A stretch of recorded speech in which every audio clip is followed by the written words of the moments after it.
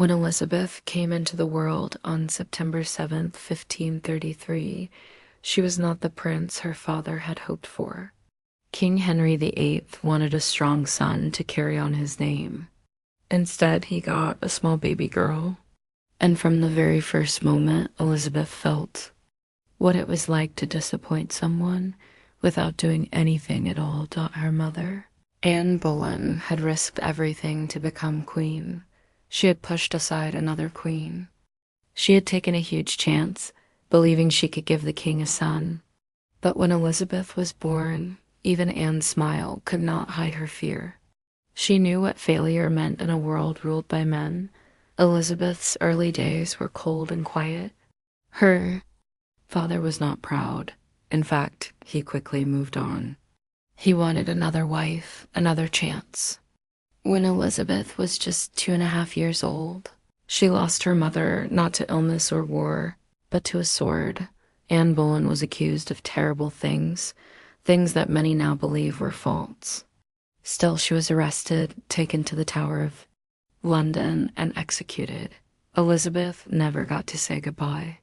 One day her mother was there, and the next, she was gone. No hugs, no final words. Just silence. After Anne's death, Elizabeth was declared illegitimate.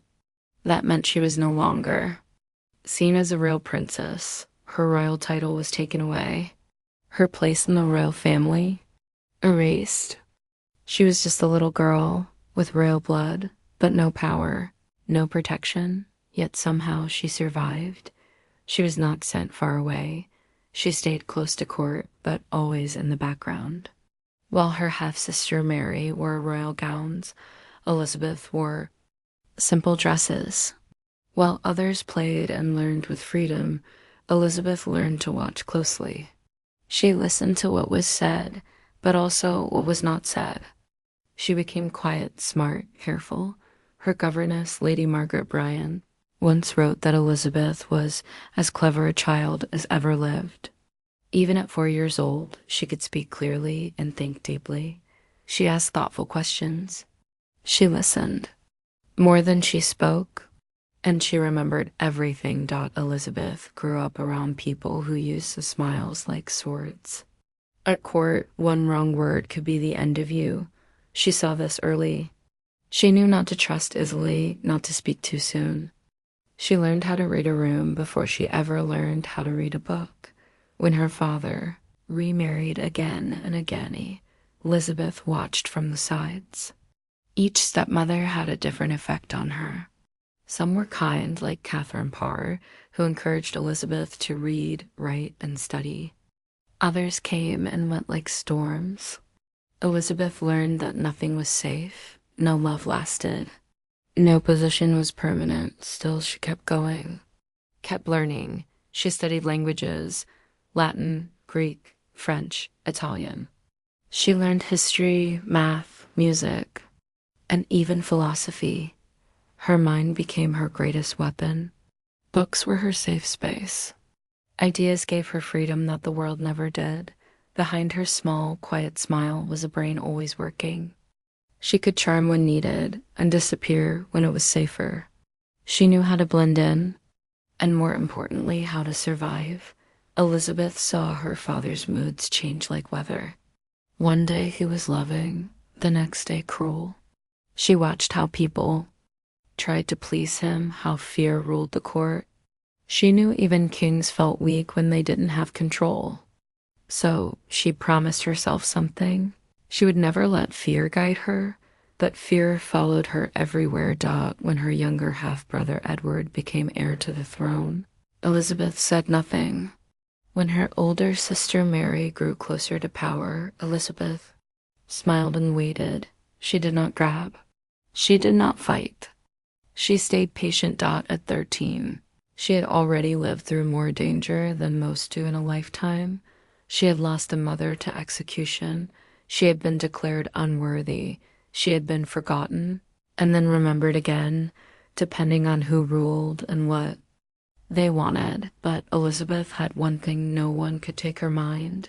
Even as a child, she started to understand the game of power. She learned when to speak and when to stay silent. She learned how people rose and fell, not because of strength, but because of timing. She learned that survival wasn't about being loud. It was about knowing when to be still. Some nights she would look out at the sky and wonder if she'd ever be safe, if she'd ever matter, but she never stopped learning, never stopped watching. Years later, people would call her the Virgin Queen, Gloriana, and even the greatest monarch England ever had. But before all the titles, before the praise and the paintings, she was just a little girl who wasn't supposed to survive. And yet, she did dot because in a world full of noise, betrayal, and danger, she had learned the one thing no one ever taught her, that sometimes the strongest voices are the ones that wait in silence. Elizabeth was born into a royal family, but this was not the kind of family where people felt safe. This was not a warm home. This was a place of secrets, fear, and power. Everyone smiled on the outside, but inside, they were always watching each other. Her father, King Henry VIII, ruled with force. If he didn't like you, you were gone, sometimes to prison, sometimes to the grave. He married 6 times. 2 of those wives were executed. One of them was Elizabeth's own mother. So from the start, Elizabeth knew what it meant to live carefully. After her mother died and her royal title was taken away, Elizabeth didn't cry in public. She didn't fight back. She watched. She listened. She learned. And when King Henry died, Elizabeth was only 13. That was the beginning of her greatest test. Henry's only son, Edward, became king at just 9 years old. Edward was young, smart, and deeply religious, but he didn't rule on his own. Powerful men ruled for him, using his name to make big decisions. One of those men was Elizabeth's step-uncle, Thomas Seymour. At first, Thomas seemed kind. He was married to Elizabeth's stepmother, Catherine Parr, and they invited Elizabeth to live with them. But soon, his behavior changed. He began acting strange with Elizabeth. He made her uncomfortable. Even though she was just a teenager, Elizabeth sensed that something was wrong. She never told anyone. She didn't cry out. She didn't run away. She simply stayed alert. She made sure never to be alone with him. After a few troubling incidents, Catherine Parr finally saw the truth and sent Elizabeth away from the house. Shortly after that, Catherine died in childbirth. Thomas Seymour, hungry for power, tried to marry Elizabeth without asking permission. That was a serious crime. He was arrested, put on trial, and executed. Elizabeth was questioned by the royal court. They wanted to know if she had been part of his plans. If she had said the wrong thing, even one wrong word, it could have cost her life, but Elizabeth didn't break. She answered carefully, honestly, without fear, but also without giving them anything dangerous.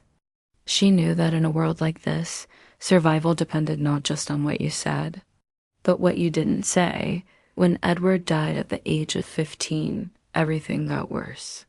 Elizabeth's half-sister, Mary, became queen. Mary was a strict Catholic. Elizabeth, raised Protestant, now found herself in a dangerous position. And most times, religion was not a personal choice. It was politics. It was war. Mary believed that Elizabeth wanted her throne. People around England started saying Elizabeth should be queen. Some even rebelled in her name. Elizabeth had nothing to do with it, but that didn't matter. Mary became suspicious. Her fear grew. Soon, Elizabeth was arrested and taken to the Tower of London. This was the same prison where her own mother had been locked up before she was executed. As the heavy gates closed behind her, Elizabeth must have remembered everything. The silence, the walls, the stories. She was only 21 years old. Cold stone rooms, guards outside her door, whispers of death. It was now her life. She didn't cry. She didn't beg. Instead, she waited. For weeks she was held in the tower. People questioned her again and again. Did she plan the rebellion? Did she want the crown? Elizabeth kept saying the same thing, no, and she meant it. She hadn't asked anyone to fight for her, but she couldn't stop them either. After 2 months, they moved her to a house in the countryside, but even there, she was watched like a prisoner. No freedom, no safety, just more silence. Still, Elizabeth stayed calm. She read books, she wrote letters, she kept her thoughts quiet. She refused to be broken. Even in fear, she remained strong. This was the lesson life had taught her. Don't react too quickly. Don't show too much. Don't speak unless your words are perfect. While Mary ruled, Elizabeth kept her head low. She showed loyalty. She smiled when she needed to, but inside she stayed alert. Because she knew if she survived long enough, her time would come. Mary's rule became more difficult each year. Her people were unhappy. She had no children to pass the crown to. And slowly, the idea of Elizabeth becoming queen started to grow stronger again. Still, Elizabeth did nothing. She didn't raise an army. She didn't give speeches. She didn't challenge her sister. She just waited. She knew that every move she made could be twisted into something dangerous. So she made no moves at all. This chapter of her life was not about winning Dot. It was about outlasting Dot. It was about surviving long enough to matter Dot. It was about understanding that sometimes silence is not weakness. Sometimes silence is power. Dot Elizabeth had learned this as a child. She had seen her father's anger destroy lives. She had watched her brother's court tear itself apart. And now she had survived her sister's suspicion and fear. Other people shouted. Elizabeth listened. Dot. Other people acted. Elizabeth watched Dot, and in the middle of the storm, she stood very, very still. Dot. By the time Mary's health began to fail, there was no one left who could take the crown except Elizabeth. She didn't ask for it. She didn't fight for it. She just waited until it came to her. Dot, and when it did, she took it with both hands. But that moment, that victory, would come in the next chapter. For now, we remember this. Elizabeth had royal blood, but her family was filled with danger, and in a world that tried to silence her, she used silence to survive, because not every battle is fought with swords. Some battles are won with patience. She never begged for the crown. She never planned a war. She simply waited. Dot, and when the world had burned through all its choices, only one name remained. Elizabeth. Dot. In 1558, Queen Mary passed away. She had no children, no clear heir except her younger half-sister, the same girl she once feared, once imprisoned, and once doubted. That girl was now a woman, 25 years old. Sharp, calm, unreadable. Dot. The day the news came, Elizabeth was walking in her garden. A rider rushed in, breathless. "The queen is dead," he said. "Long live the queen." She did not cheer. She did not cry. Dot. She simply looked to the sky and whispered a single sentence in Latin. "This is the Lord's doing, and it is marvelous in our eyes." She knew that nothing about this moment was luck. It was patience. It was survival. It was quiet strength that brought her here, not swords, not battles, not shouts, but now she was queen, and the real work was about to begin. Dot. England was in ruins. Dot. The kingdom she inherited was not peaceful. It was not rich. It was not united. The country was split by religion. Catholics and Protestants hated each other. People were angry, scared, and tired of the changes. Under Queen Mary, hundreds had died for their beliefs. Fire had ruled more than fairness. The treasury was almost empty. War with France had cost the country deeply. There was confusion in the court, distrust in the churches, and fear in the streets. Elizabeth did not panic. She did not freeze. She began to calculate. Her first decision was simple but powerful. She chose her advisors carefully. One of them was William Cecil. He was smart, calm, loyal. He would become her most trusted guide for the next 40 years. She didn't pick people because they were popular. She picked people who were useful, people who understood her way of thinking. She made it clear from day one, this kingdom will not be ruled by passion, it will be ruled by thought. Then came the issue of religion. She didn't want blood on the streets. She didn't want another war between Catholics and Protestants. She wanted peace, but peace without losing control. So she created a middle path. She brought back the Church of England, but she didn't force people to worship exactly one way. As long as they didn't cause trouble, she allowed quiet beliefs. She gave speeches that spoke to both sides. She used soft words, but clear rules. Her message was simple. Believe what you want, but do not fight in my kingdom. This plan didn't make everyone happy, but it worked. Slowly, fear began to fade. People began to hope again, but Elizabeth knew peace wasn't enough. She needed power. And power came from three things: money, image, and control. So she started to fix the economy. She reduced waste in government. She supported trade. She gave ships permission to explore new lands and bring back wealth. She didn't have gold herself, but she gave others the tools to find it. Then she focused on her image. She wore clothes that showed strength, bright colors, tall collars, jewels that reflected the crown. Her portraits were carefully painted, not as a soft woman, but as a glowing, untouchable queen. She became a symbol. A story. Not just a person, but an idea. People didn't just fear her, they believed in her. And perhaps her most brilliant move? She didn't marry. Everyone expected her to. Kings, princes, noblemen all sent proposals. Her advisors begged her. Other countries pressured her. But she refused. Not with anger, not with drama.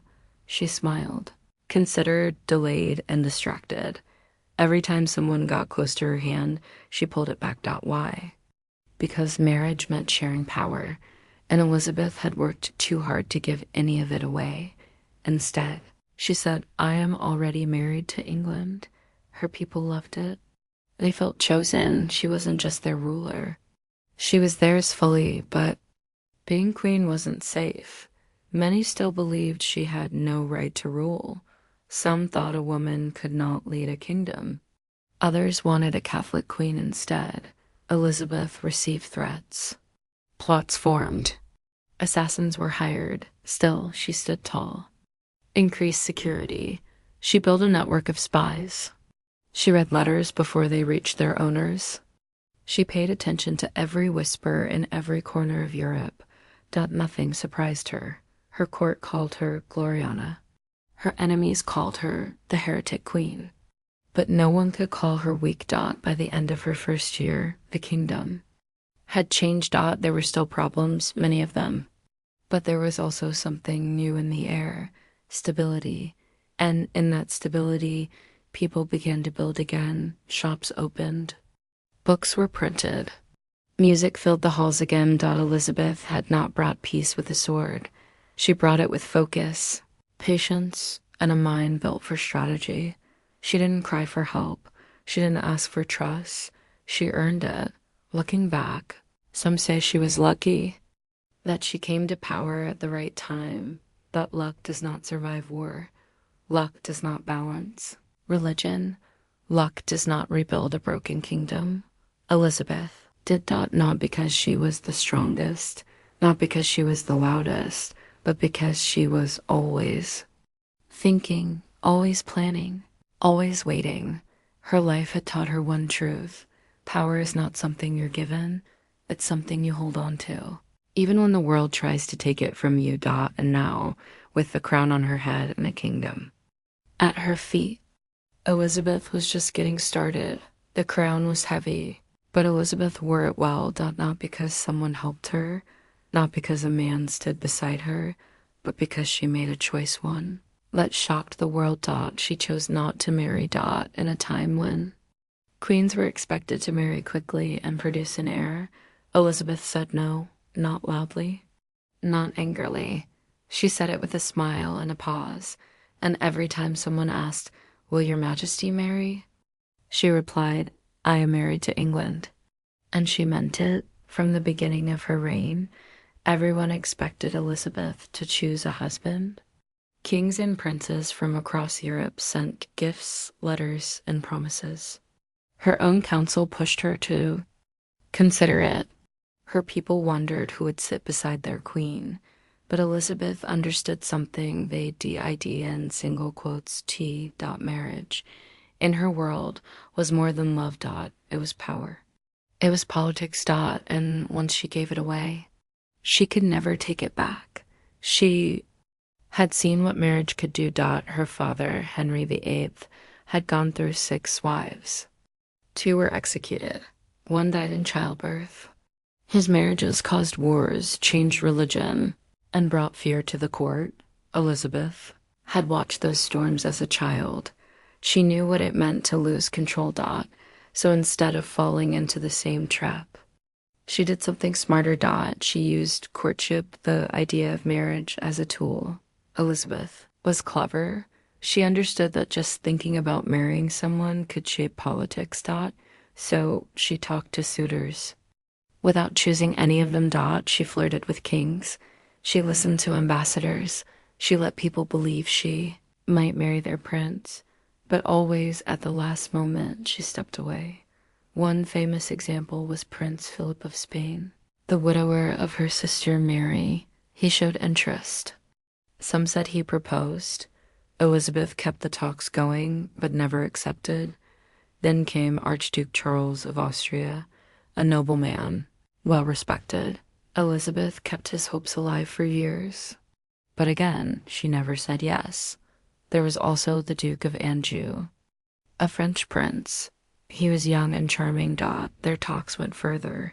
He even visited England dot. Rumors spread of a wedding, but in the end, nothing happened.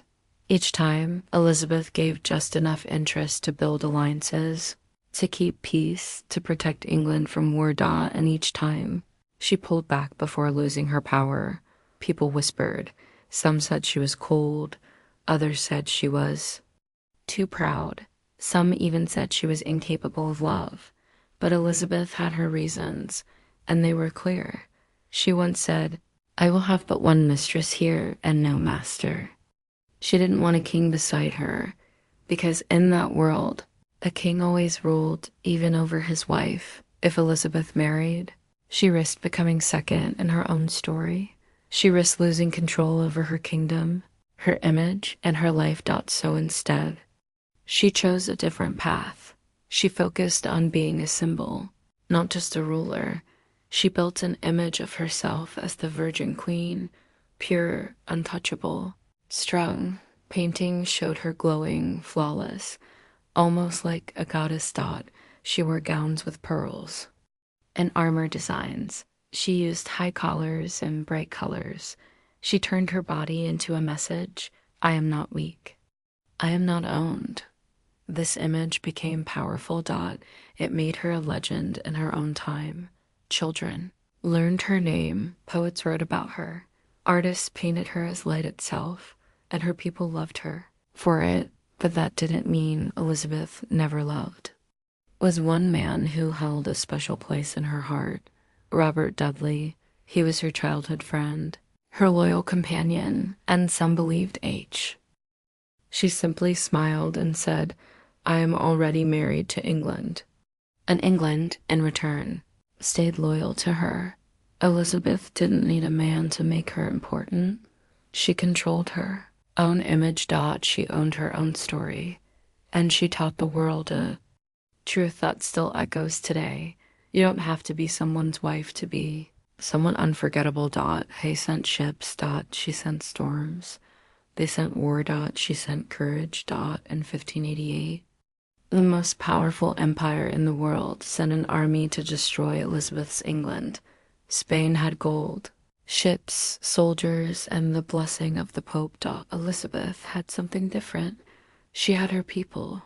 She had herself, and she refused to step back. The Spanish Armada was not just a fleet, it was a warning.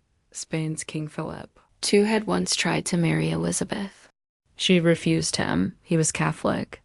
She was Protestant. Tensions had grown for years: religion, trade, power. Then England did something bold.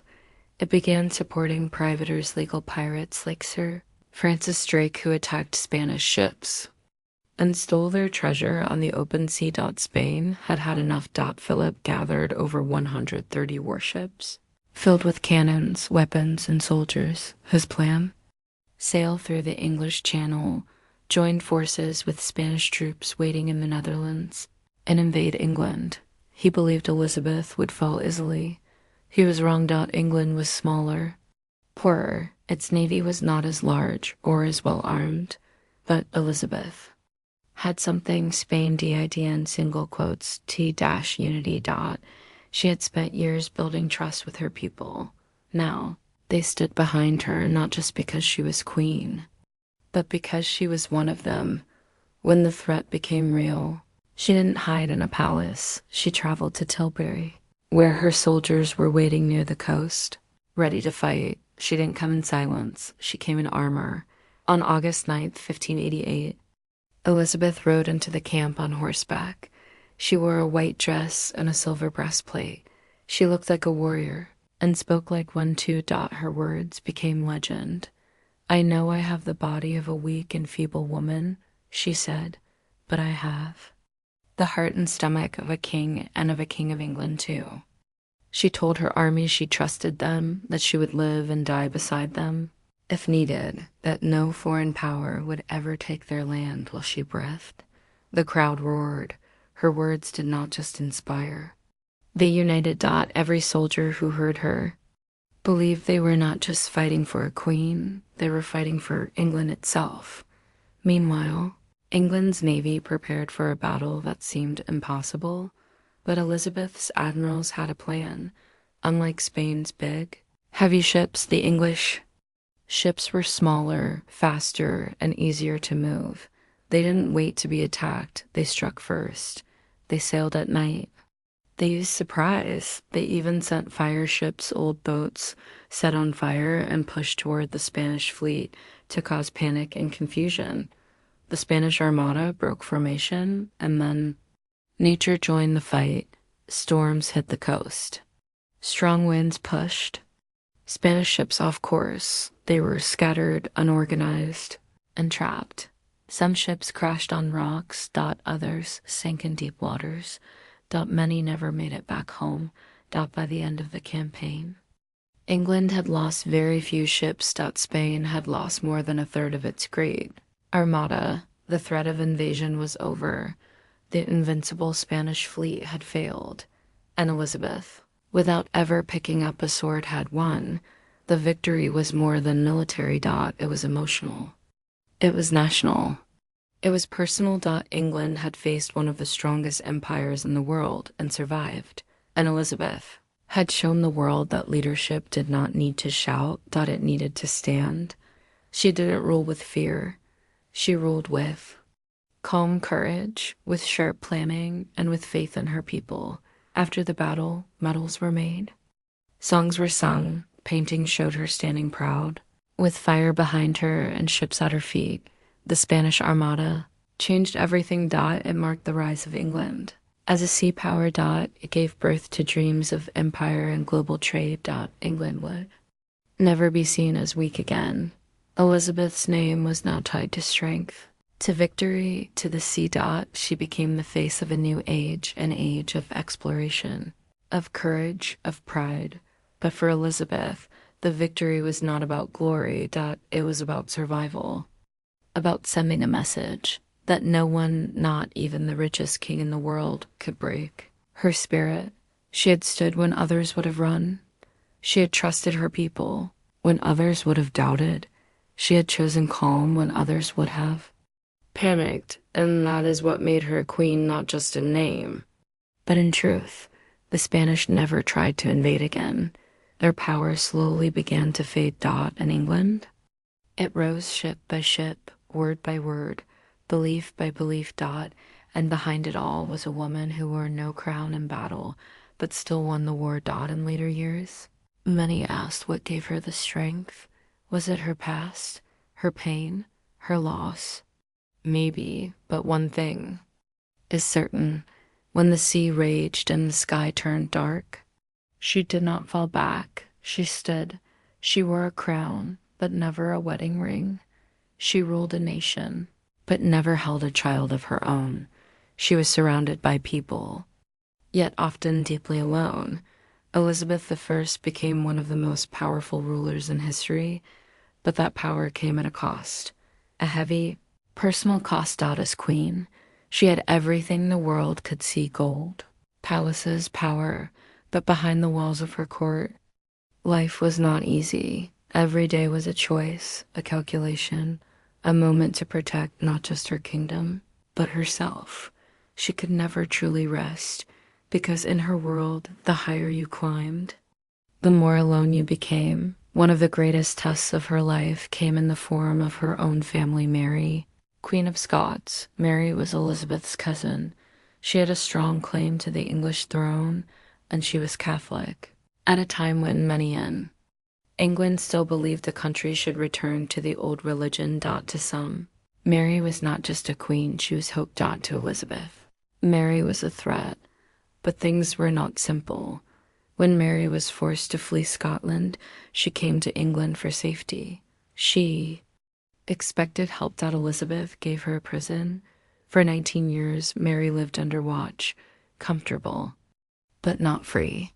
Elizabeth didn't want to execute her cousin. She feared the consequences. Killing a royal was dangerous. It could anger nations. It could bring war. But year after year, plots rose around Mary's name.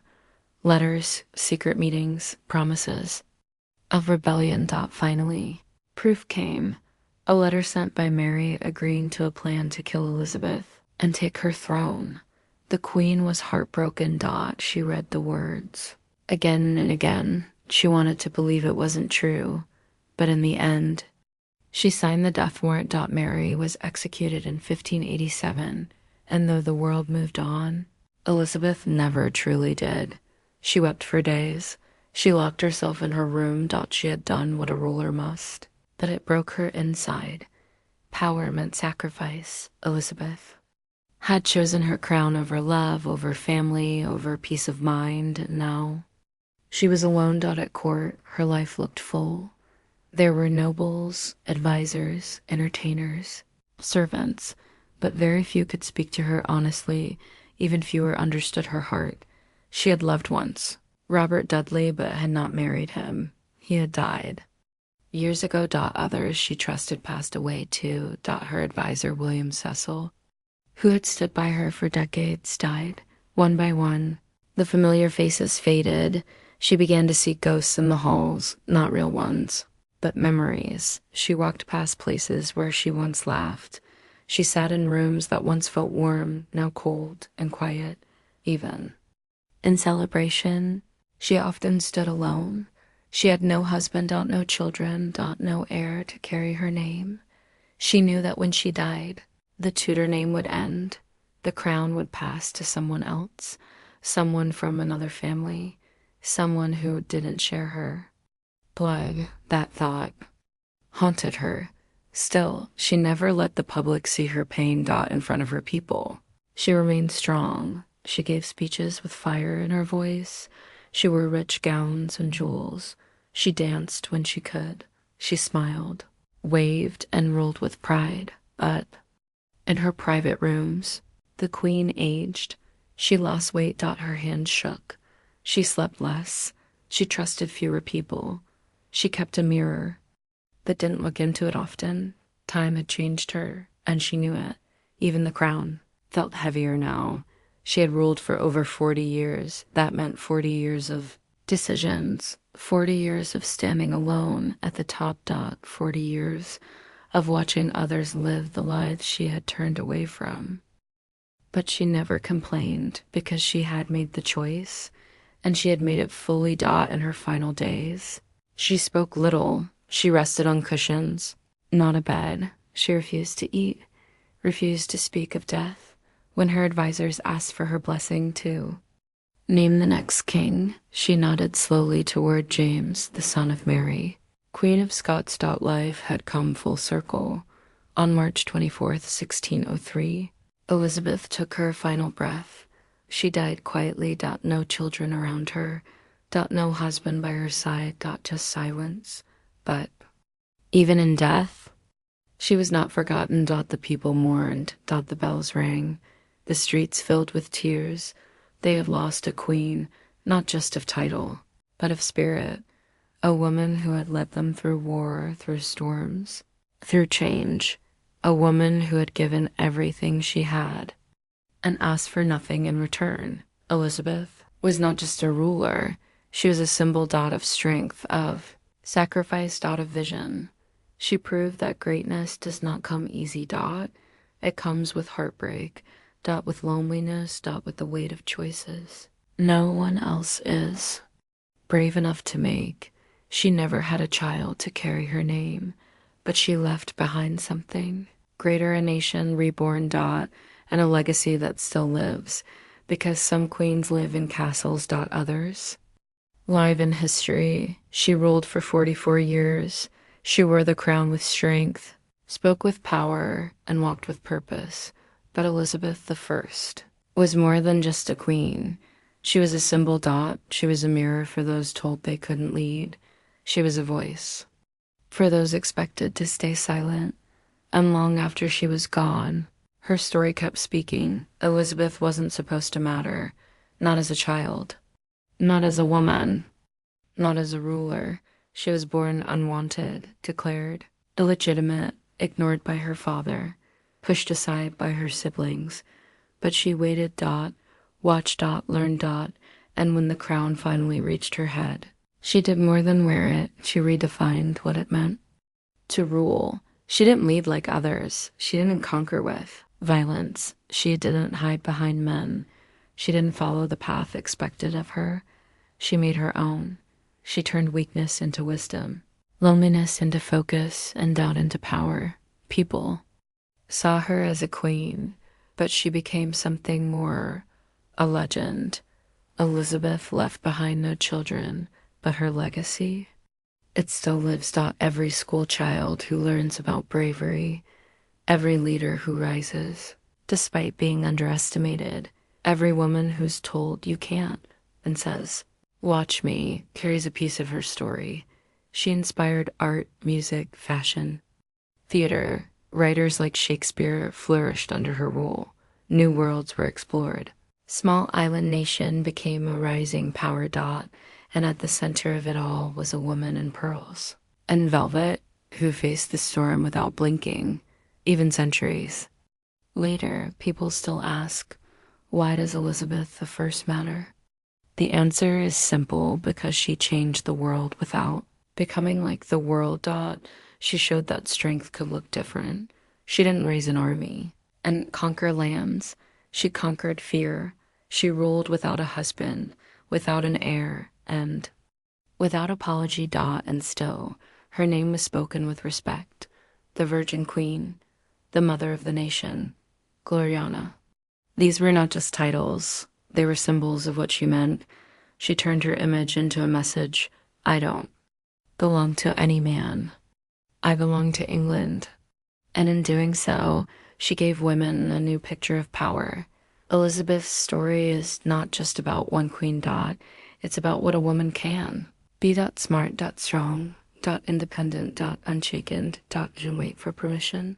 She didn't ask to be accepted. She owned the room. She commanded respect. She led when many believed women could only follow. And even today, we see her shadow in the world. In books. In films. In leaders who rise from struggle. In girls who hear her story and think, if she could do it, maybe I can too. She became more than herself, more than her title, more than her crown. She became an idea. That dignity doesn't depend on a name. That power doesn't depend on a man. That greatness doesn't ask permission. When people talk about history's most powerful rulers, they mention kings, generals, and empires. But Elizabeth stands apart, not because of how many wars she won, but because of how she stood. When it mattered most, Dot, she stood calm during crisis. She stood still. During betrayal, she stood tall in front of armies.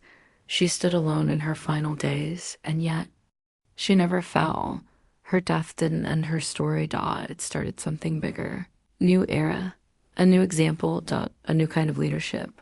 Even now, her portraits hang in galleries, Dot, her quotes are shared, her story is told, and in every telling, she becomes something. More, Dot, not just a queen from the past, but a guide for the future, Dot. So what made Elizabeth theirs different? She didn't let the world decide who she should be. She decided for herself. She didn't need to marry to have purpose. She didn't need children to leave a legacy, Dot. She didn't need permission to lead. She led because she could, and because she believed she should. That is why, even today, when someone talks about a badass queen, Elizabeth's name is still at the top of the list because she wasn't just royal, she was real, Dot, and real power doesn't fade with time, Dot. It only gets stronger. Years may pass, Dot, kings may come and go, new stories may be written, but some names like hers don't get smaller, Dot, they grow. They shine, Dot, because legends don't die, they evolve. And Elizabeth the First, she's still teaching the world how to rule without ever asking for the throne.